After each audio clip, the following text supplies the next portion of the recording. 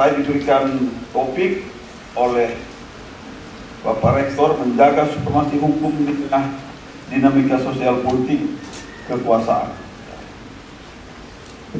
Saya membuat sistematika daripada penulisan ini. Yang pertama adalah tentang teori negara hukum. Kemudian mengapa menjaga supremasi hukum itu penting. Apa tantangan supremasi hukum di tengah dinamika sosial politik. Keempat, menjaga supremasi hukum. Kelima, hukum sebagai pilar pembangunan daerah. Keenam, membangun birokrasi berintegritas. Dan terakhir, peran akademisi dan mahasiswa serta penutup. Ya. Kelihatannya panjang, banyak, tapi tidak, singkat-singkat saja. Karena waktu saya katanya cuma berapa menit? 15 menit. 15 menit. Yang lebih sedikit tidak apa-apa lah. Ya, baik. Bapak Ibu serta adik-adik sekalian, ya. Profesor Sajib Tolajo mengatakan ini, kalau kita belajar hukum, kita masuk dalam satu belantara hutan yang tak bersih. Ya, karena hukum itu mengatur kehidupan orang sejak dalam kandungan, lahir, hidup, sampai mati. Tidak ada yang tidak terdampak oleh hukum. Semuanya terdampak oleh hukum. Begitu kita keluar rumah, itu kita sudah berurusan dengan hukum. Tapi jangan berurusan dalam hal pelanggaran hukum. Tapi kita sudah harus mematuhi berbagai peraturan-peraturan yang ada di jalan. Bahkan di rumah pun ada aturan-aturan yang diberlakukan oleh orang tua kita. Gagasan dan istilah negara hukum sudah dimulai sejak zaman Plato. Plato memperkenalkan 3 karya besar negara hukum. Yang pertama ada Politeia atau Republik, yang kedua Politikos atau the statement, dan yang ketiga adalah Nomoi atau the law. Menurut Plato, hukum adalah instrumen untuk menghadirkan keadilan di tengah situasi ketidakadilan. Penyelenggaraan pemerintahan yang baik ialah yang diatur oleh hukum atau negara berdasarkan hukum atau rule of law, yang dalam bahasa Indonesia sering diterjemahkan sebagai supremasi hukum atau supremasi of law. Dalam konsep negara hukum, kekuasaan negara dibatasi oleh hukum untuk mencegah terjadinya kesewenang-wenangan dan penyalahgunaan kekuasaan oleh pemerintah atau penguasa. Setiap orang wajib patuh, tunduk pada hukum demi terciptanya ketertiban, ketentraman, kedamaian, dan keadilan. Ini menurut Plato. Hukum itu terus berkembang sesuai dengan perkembangan masyarakat, sesuai dengan perkembangan zaman. Kita masuk ke abad 19. Menurut Dicey ini adalah seorang ilmuwan hukum dari Inggris kalau tidak salah, Albert Vendisis. Dia mengatakan atau menurunkan konsep rule of law. Menurut Dicey, supremasi absolut pada hukum bukan supremasi absolut pada hukum, bukan pada tindakan kebijaksanaan atau prerogatif penguasa. Kedua, atau B, equality before the law. Semua orang harus tunduk kepada hukum. Tidak ada orang yang di atas hukum. Dan yang berikutnya, konstitusi sebagai dasar negara harus menjamin hak dan kemerdekaan rakyat.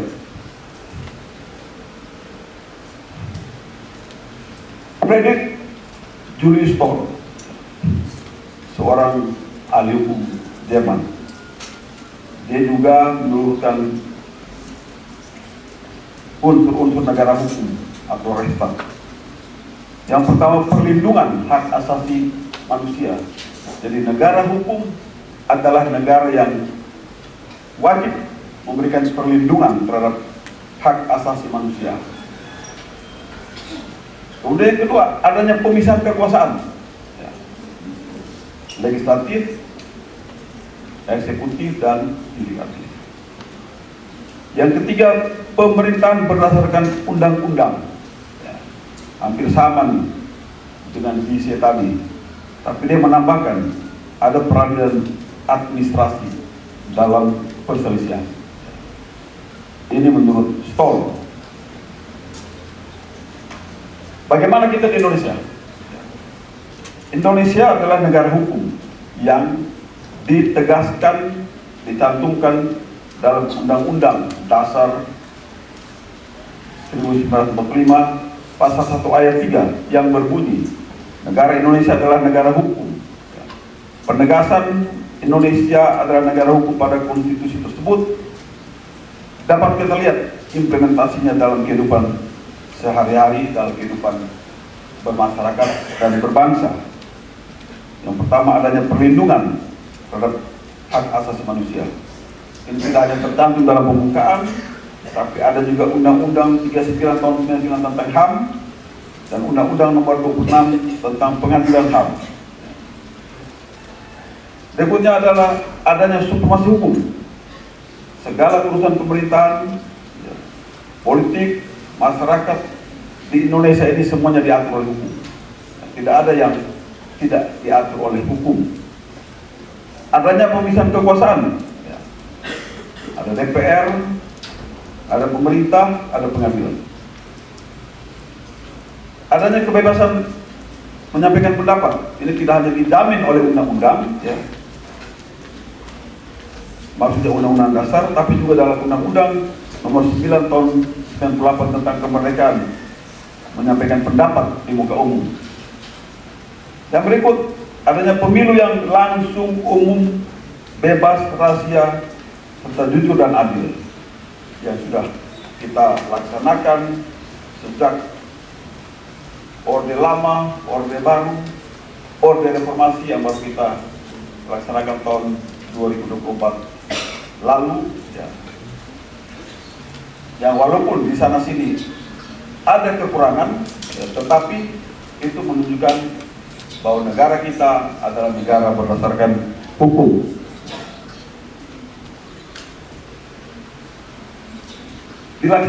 Dilaksanakannya due process of law, atau suatu proses penegakan hukum yang sesuai dengan aturan. Ini kita bisa lihat dari adanya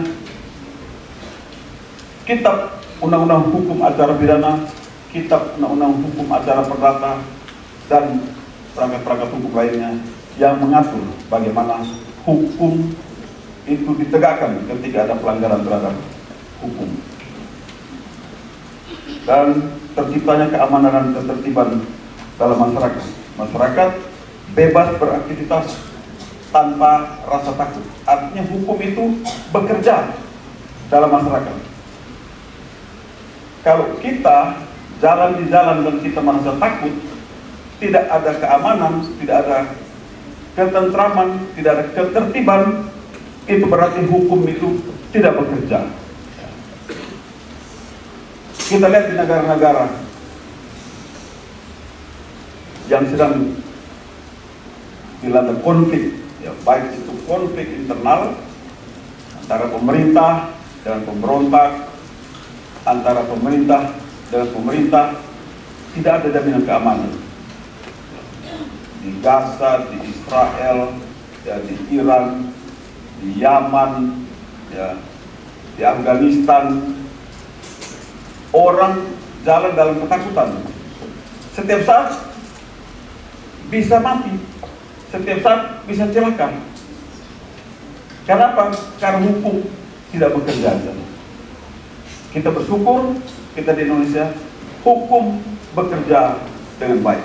Negara diperintah, ya, oleh hukum, bukan oleh penguasa. Penguasa adalah alat untuk menjalankan hukum dan mengatur segala macam kehidupan kita. Mengapa supremasi hukum itu penting? pernyataan Lord Acton pada akhir abad ke-19 dan masih relevan sampai saat ini. Power tends to corrupt and absolute power corrupt absolutely. Korup di sini bukan hanya masalah korupsi uang, ya, tetapi korupsi kekuasaan. Orang yang memegang kekuasaan itu cenderung untuk sewenang-wenang, ya, cenderung untuk sewenang-wenang, cenderung untuk mementingkan diri sendiri. Nanti suatu waktu adik-adik kalau menjadi pemimpin, ya, dari tingkat yang paling rendah, ya, saya pertama menjadi pemimpin sebagai komandan peloton dengan anak buah 30 orang. Kerjanya nomor satu adalah memberikan arahan-arahan kepada anggota. Kemudian yang kedua adalah marah-marah kepada anggota. Yang ketiga, bila perlu, pukul, tendang, suruh jungkir, suruh merayap. Itu di TNI Polri biasanya begitu. Itu karena apa? Karena absolute power, ada kekuasaan di tangan kita, maka kita berbuat semau-maunya, ya, sewenang-wenang. Inilah bahaya daripada ketiadaan hukum.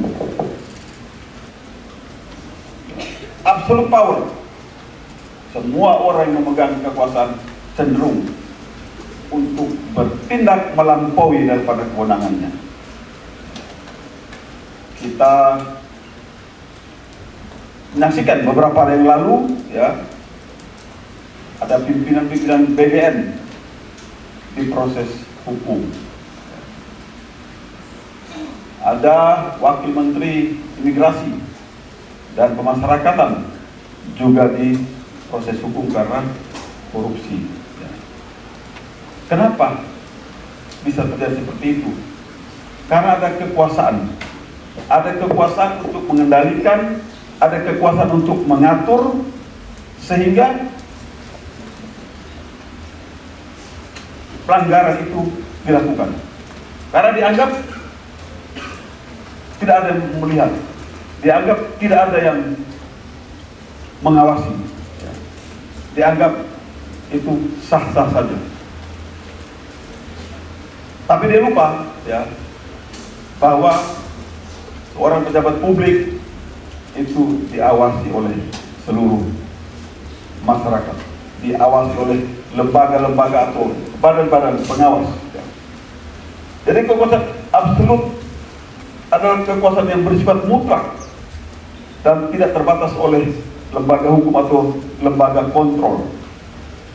Ketika kita berbicara tentang kekuasaan, maka kita perlu melihat tentang politik, karena kekuasaan dan politik itu ibarat mata uang yang mempunyai dua sisi. Apakah kita bisa menghilangkan salah satu sisi mata uang? Tidak, ya, jelas tidak. Disitulah kekuasaan dan politik. Menurut Ramlan Surbakti, salah satu ilmuwan politik Indonesia, dia menyampaikan 5 pendapat tentang politik. Yang pertama, politik adalah usaha yang ditempuh untuk membicarakan dan mewujudkan kebaikan bersama. Yang kedua, politik adalah segala hal yang berkaitan dengan penyelenggaraan negara dan pemerintahan. Yang ketiga, politik sebagai segala kegiatan yang diarahkan untuk mencari dan mempertahankan kekuasaan dalam masyarakat. Yang keempat, politik sebagai kegiatan yang berkaitan dengan perumusan dan pelaksanaan kebijakan umum. Yang kelima, politik sebagai konflik dalam rangka mencari atau mempertahankan sumber-sumber yang dianggap penting. Dan sebagai mahasiswa hukum, ya tentu ini harus paham juga tentang politik, ya. Karena seperti tadi saya sampaikan bahwa politik dan hukum itu ibarat mata uang yang punya dua sisi, tidak bisa dipisahkan. Hidup kita dipengaruhi oleh hukum, hidup kita juga dipengaruhi oleh politik. Dari 5 pendapat tersebut kita lihat pendapat nomor 3. Segala kegiatan yang diarahkan untuk mencari dan mempertahankan kekuasaan dalam masyarakat. Nah, ketika kekuasaan itu sudah digenggam, dia berusaha untuk mempertahankannya semaksimal mungkin, bahkan dengan berbagai cara. Seorang ahli politik, Niccolo Machiavelli, bahkan menyatakan negara adalah negara kekuasaan. Raja atau penguasa untuk mengatasi segala kekacauan bila perlu berlaku kejam untuk menindas segala perlawanan, sehingga ia akan tetap menjadi penguasa tunggal. Semua alat kekuasaan dapat dipakai asal tujuan mempertahankan kekuasaan tercapai, walaupun bertentangan dengan peri kemanusiaan. Jadi inilah teori yang dicetuskan oleh Machiavelli, menghalalkan segala cara untuk mencapai tujuan. Tidak peduli orang menjadi korban, ya. Tidak peduli orang susah, tidak perlu orang-orang menjadi sengsara. Yang penting kekuasaan tetap di tangan kita. Apabila ini terjadi, maka tujuan membangun masyarakat sejahtera, makmur, adil, dan hak-hak masyarakat yang harus dilindungi hukum ini tidak akan tercapai. Supremasi hukum sangat penting, menjamin keadilan, yaitu melindungi hak-hak rakyat kecil, menjaga stabilitas negara, membangun kehidupan yang damai, aman, dan mencegah terjadinya kritik dan kekacauan, mencegah kesewenang-wenangan penguasa, menjamin terlaksananya pembangunan masyarakat yang adil, makmur, sejahtera, cerdas, sehat, sebagai salah satu atau yang juga merupakan visi daripada pemerintahan Melki Joni di Provinsi Nusa Tenggara Timur ini. Lalu apa tantangan supremasi hukum di tengah dinamika sosial politik? Kemajuan ilmu pengetahuan dan teknologi, khususnya teknologi informasi, dapat menjadi alat untuk merubah mindset masyarakat dan pengambil kebijakan. Kejadian-kejadian yang terjadi di luar sana, pengaruh-pengaruh yang tersebar di media massa, yang dalam sekejap bisa diserap oleh kita, oleh masyarakat, ini dapat merubah sikap dan perilaku. Kita ingat ya, pada bulan Agustus tahun lalu ketika terjadi kerusuhan di Jakarta, ya, kemudian itu juga menyebar cepat. Terjadi juga kerusuhan lainnya di negara lain, termasuk di dalamnya di Nepal, di mana yang bergerak waktu itu adalah Gen Z, anak-anak muda yang bergerak meruntuhkan ya, penguasa-penguasa yang dianggap zolim, penguasa-penguasa yang dianggap mementingkan dan memperkaya diri sendiri. Ini pengaruh teknologi informasi yang luar biasa. Oligarki dan kepentingan ekonomi.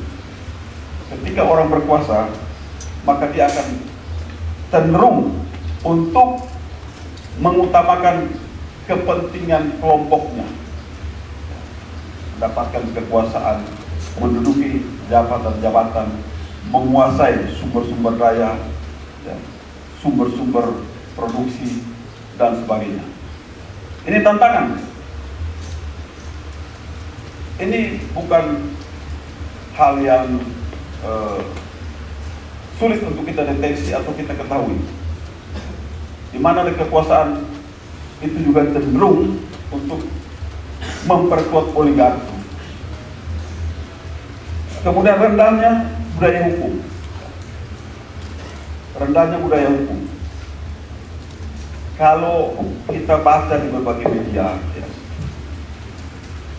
di negara-negara maju, orang tua bahkan di sekolah-sekolah lebih mengajarkan anak-anaknya itu tertib pada aturan, tertib pada hukum. Seorang anak lebih diutamakan untuk mau antri untuk mendapatkan sesuatu, antri untuk belanja, antri untuk naik bus, antri untuk taksi dan sebagainya, daripada dia menguasai ilmu pengetahuan. Inilah budaya hukum yang ditanamkan sejak kecil. Kalau kita ke luar negeri, kita ke Singapura saja, kita lihat tidak ada orang merokok di jalan, tidak ada orang yang buang puntung rokok di jalan, karena hukumannya sangat berat. Tidak ada orang yang mengemudi lampu merah di terabas. Semuanya tertib, semuanya mematuhi aturan. Ini semua dimulai dari budaya hukum. Dan yang juga cukup berat untuk menegakkan supremasi hukum adalah intervensi kekuasaan terhadap hukum. Intervensi itu bisa dari atas ke bawah, bisa juga dari bawah ke atas, ya. Bisa juga dari bawah ke atas. Dari bawah ke atas itu apa bentuknya?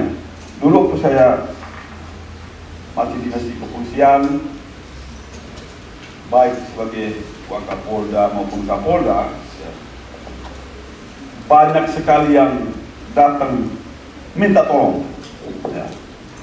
Minta tolong mulai dari kena tilang di jalan, ya, sampai mau dapat jabatan, mau sekolah, sampai urusan-urusan perkara. Banyak saya datang mempengaruhi saya untuk bertindak di luar aturan hukum.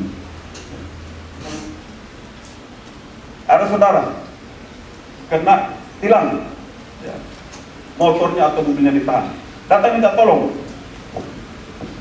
Nah, tentu kalau saya terpengaruh, saya akan telepon lalu lintas, ya. Pak Lantas, tolong keluarkan motor ini, mobil ini, karena itu punya saudara saya.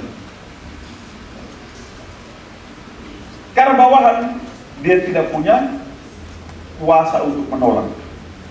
Dia pasti bilang, siapa? Dalam waktu 5 menit sudah keluar. Ini intervensi kekuasaan yang paling sederhana. Belum lagi hal-hal lainnya. Jadi adalah tantangan dalam menegakkan supremasi hukum. Tidak mudah. Antara Dasein dan Dasolen itu selalu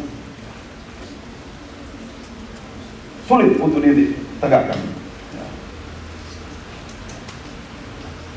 Bagaimana kita menjaga supremasi hukum?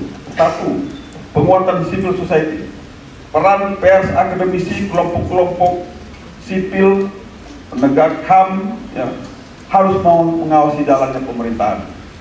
Kita lihat ada kelompok sipil, ya, yang aktif sekali mereka di dalam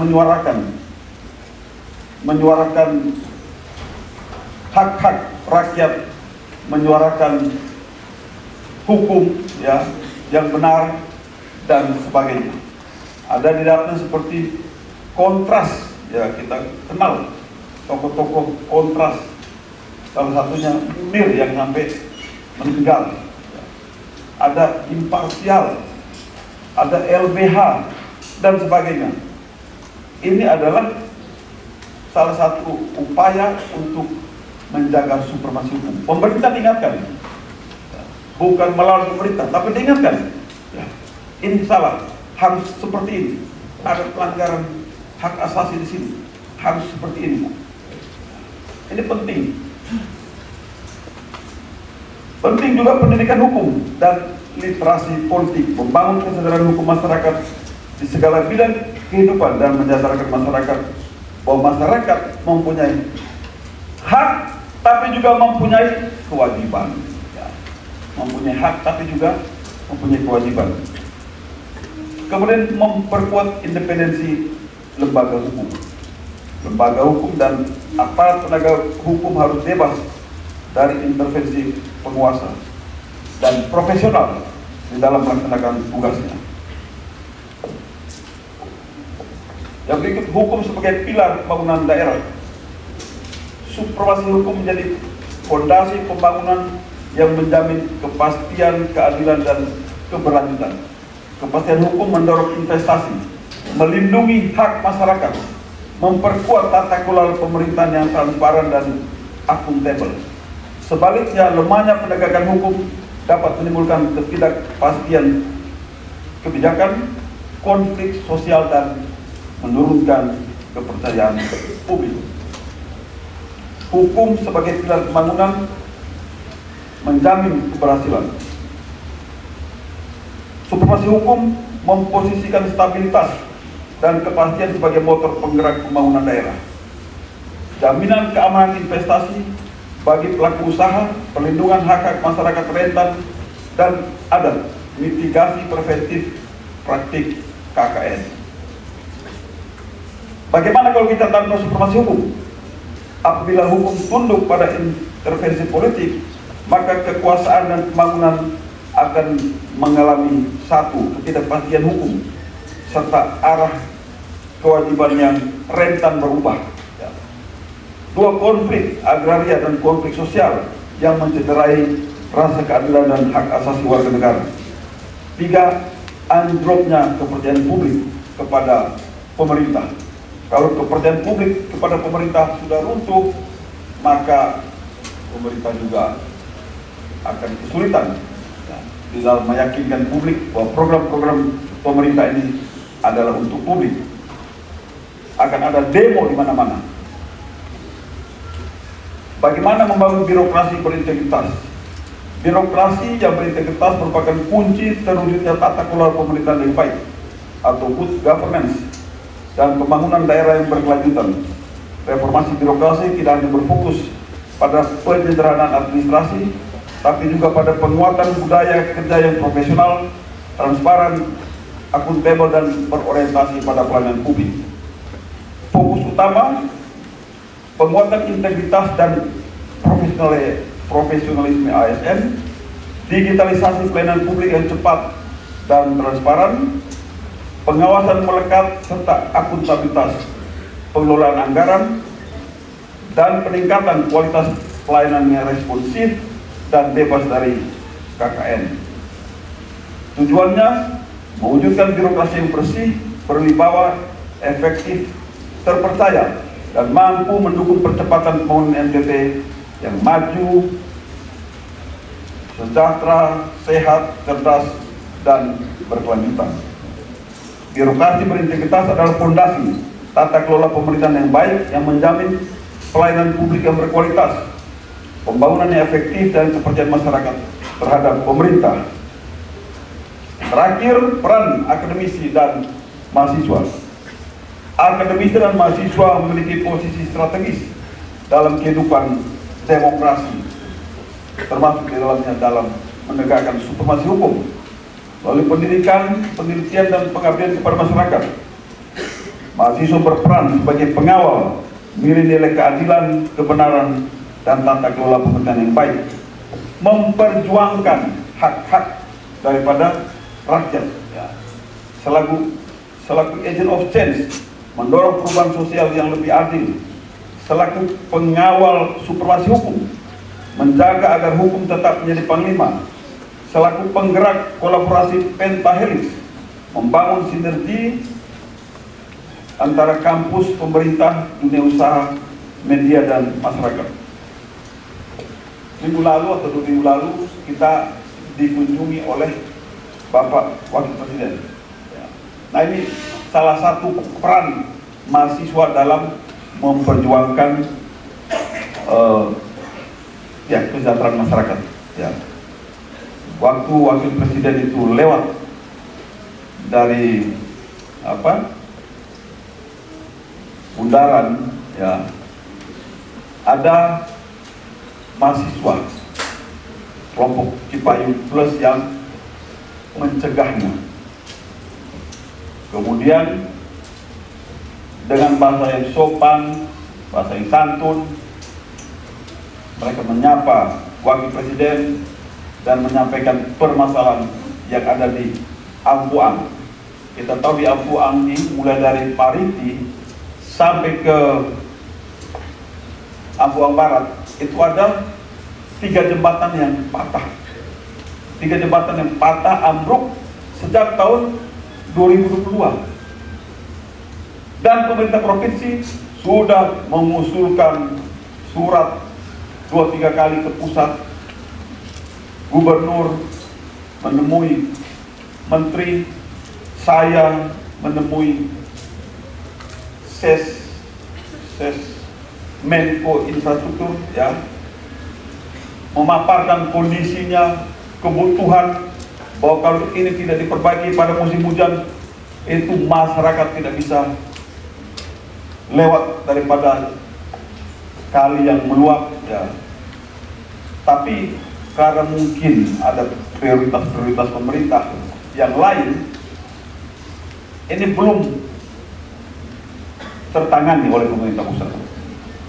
Nah, malam itu ya mahasiswa menyampaikan hal tersebut kepada Presiden, dan Presiden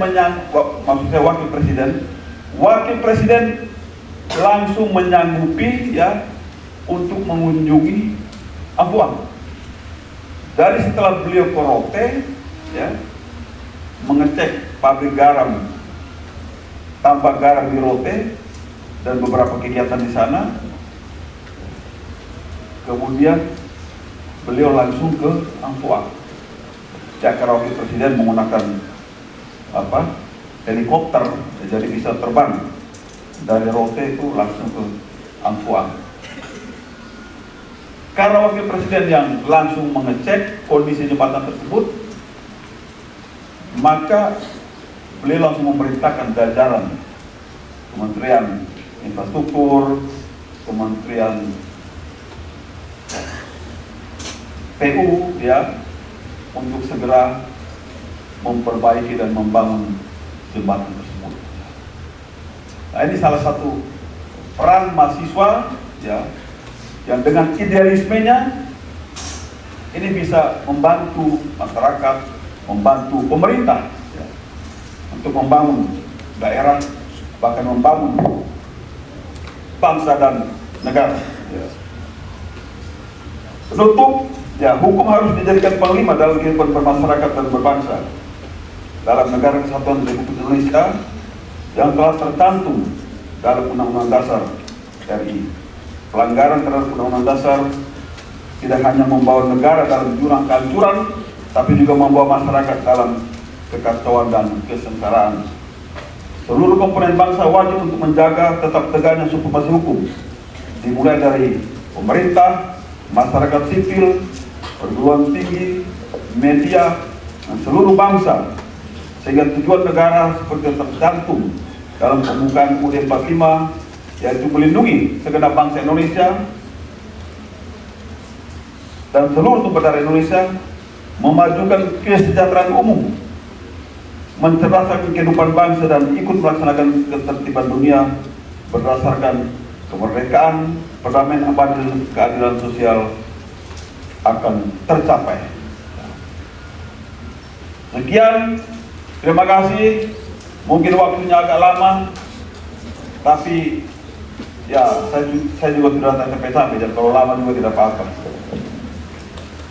Semoga ini bisa memberikan tambahan wawasan kepada mahasiswa, ya, maupun alumni lintas angkatan dalam memahami pentingnya supremasi hukum di tengah dinamika sosial, politik, dan Kokosan.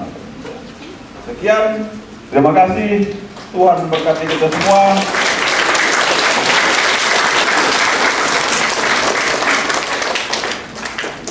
Salam. Salve.